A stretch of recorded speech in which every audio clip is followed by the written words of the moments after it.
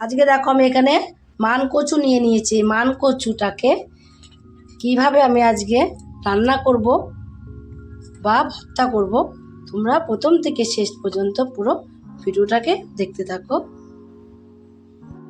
তার জন্য এখানে মান কচুটাকে নিয়েছি। মান কচুটাকে এবার আমি একটু কেটে নেব। আগে ছোটো ছোটো করে এরকম করে কেটে নিয়ে তারপর যদি ছাড়ানো যায়, ছাড়ানোটা ভালো হবে। আর কচু ছাড়ানোর সময় কিন্তু একটু বেশি করে ফেলে দিতে হবে গাগুলো বেশি করে ফেলে না দিলে কিন্তু তোমার গলা ধরবে। তো এইভাবে বেশি করে করে ফেলে দিতে হবে। কোনো মায়া করলে হবে না যে এতটা কচু বাদ যাচ্ছে, তাহলে কিন্তু হবে না। কচু বেশিরভাগই একটু ফেলে দিতে হবে বেশি করে করে। এইভাবে করে ছুরি দিয়ে কেটে বেশি করে করে ফেলে দেবো। সব কচুগুলোকে আমি এখন দেখো ছাড়িয়ে নিয়েছি। ছাড়িয়ে নিয়ে এবার এই কচুগুলোকে আবার ছোটো ছোটো টুকরো করে নেব। বেশি ছোটো ছোটো না করলেও হবে, এইভাবে একটু ছোটো ছোটো টুকরো করে নিলেই হবে। একদম যে ছোটো ছোটো যে করতে হবে তা করতে হবে না। যেহেতু আমি একটু সিদ্ধ করে নেব কচুটাকে। সিদ্ধ করে যদি জলটা ফেলে দেওয়া যায় তাহলে কিন্তু গলাটা কম ধরে, গলাটা ধরে না। আর এইসব মান কচু কিন্তু গলা ধরবেও না। এটা শুকনো জায়গা হয়েছে, যেখানে জলের দিকে তোমার কচুগুলো তুলে সেই কচুতে কিন্তু গলা ধরে। আর শুকনো জায়গা হলে সেই কচু কিন্তু গলা ধরার সম্ভাবনা থাকে না। দেখো পুরো কচুগুলোকেই আমি কেটে নিয়েছি ছোটো ছোটো টুকরো করে। এইভাবে টুকরো করে এবার আমি পরিষ্কার জলে কচুগুলোকে ধুয়ে নেব। কচুগুলোকে ধুয়ে রেখে দিয়েছি। রেখে দেখো গ্যাসে একটা কড়াই বসিয়ে দিয়েছি। কড়াইয়ের মধ্যে এবার সব কচুগুলোকে দিয়ে দেবো। একটুখানি জল দিয়ে দেবো। জল দিয়ে আর দেবো অল্প করে লবণ দিলে খুব তাড়াতাড়ি সিদ্ধ হয়ে আসবে। এবার ঢাকা দিয়ে দেবো। ঢাকা দিয়ে গ্যাসটাকে কমিয়ে সিদ্ধ করতে দেবো। তোমরা কিন্তু প্রেসার কুকারে একটা সিটি মেরে নিতে পারো। আমি প্রেসার কুকারে সিটি মারলাম না, আমি কড়াইতে করে বসিয়ে দিলাম। কিছুক্ষণ পর এখন আমি ঢাকনাটা খুলে দেখবো কেমন সিদ্ধটা হয়েছে। আগে একটু দেখে নেবো। গ্যাসটা কমিয়ে আমি দেখো 10 মিনিট মতো দিয়ে রেখে দিয়েছিলাম। একটা ছুরি নিয়ে দেখবো। দেখো কত সুন্দর গলে গেছে। ছুরিটা দিতে দিতে কিন্তু ঢুকে যাচ্ছে, তার মানে আর কি খুব সুন্দরভাবে কচুগুলো কিন্তু গলে গেছে। এবার আমি এগুলোকে নামিয়ে একটু ঠান্ডা করে নেবো।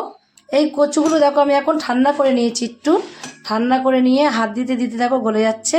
কিন্তু হাত দিয়েও কিন্তু আমি চটকাতে পারি, কিন্তু হাত দিয়ে মেখে নেবো না। কেন দেখো এর মধ্যে আমি কী দেবো, তার জন্য হাত দিয়ে মেখে নেবো না। কিছুটা দেবো এখানে কচু আর কিছুটা হাত দিয়ে মেখে নেবো। এখানটা আমি একটা মিক্সির জার নিয়ে নিয়েছি। মিক্সির জারের মধ্যে কিছুটা কচু এর মধ্যে দেবো, অল্প করে দেবো। নাই তো এই যে লঙ্কা দেবো, আমি রসুন দেবো, এগুলো কিন্তু মিক্স হবে না ভালো। তার জন্য আমি নিচ্ছি। আর তোমাদের যদি শিল থাকে তাহলে শিলেই তোমরা বেটে নিতে পারো। শিলে তোমরা আলাদা করে লঙ্কাটাকে রসুনটাকে বেটে নিতে পারো। এখানে আমি অল্প করেই দেখো কচু নিয়েছি। আর এখানে আমি দিয়ে দেবো কড়কোয়া রসুন কড়কোয়া এর মধ্যে আমি দিয়ে দেবো। আর দেবো এখানে আমি 4টে কাঁচা লঙ্কা। তোমরা যে যেরকম ঝাল খাবে সেরকম লঙ্কাটা দিয়ে দেবে একদম। আর দিয়ে দেবো এর মধ্যে দেখো অল্প করে এখানে আমি কালো সর্ষে দেবো।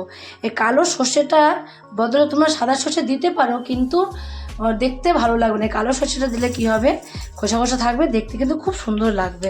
এবার আমি একটা মিহি পেস্ট তৈরি করে নেবো। দেখো একটা মিহি পেস্ট তৈরি করে নিয়েছি। মিহি পেস্টটাকে আমি নামিয়ে রেখে দেবো একটা প্লেটের মধ্যে। নামিয়ে রেখে বাকি যে কচুগুলো আছে সেই কচুগুলোকেও কিন্তু আমি এইভাবেই একই রকম করে মিহি পেস্ট তৈরি করে নেবো। সর্ষেটা কেন দেওয়ার সময় অল্প করে দিলাম আমি, তোমার হলো তাহলে সর্ষেটা ভালো মিক্স হবে না বলে অল্প করে এর জন্য দিয়েছি। এবার যেটুকু বাকি আছে সেটুকুনি একই রকম করে তৈরি করে নেবো।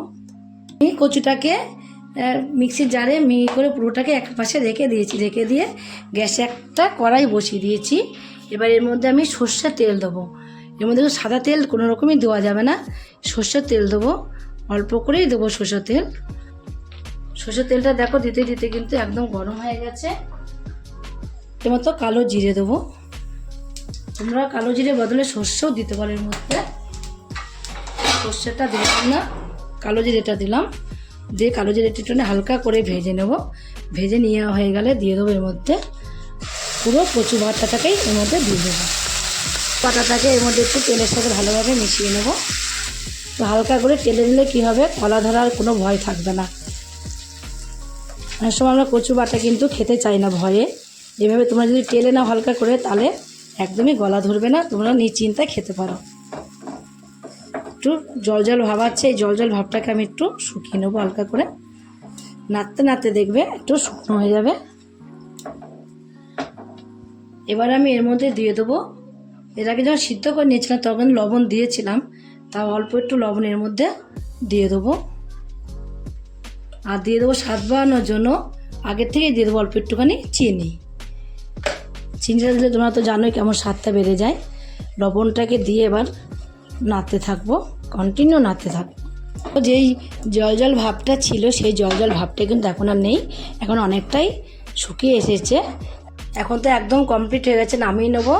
নামিয়ে নেওয়ার আগে দেখো আমি আরেকটা জিনিসের মধ্যে দিয়ে দেবো।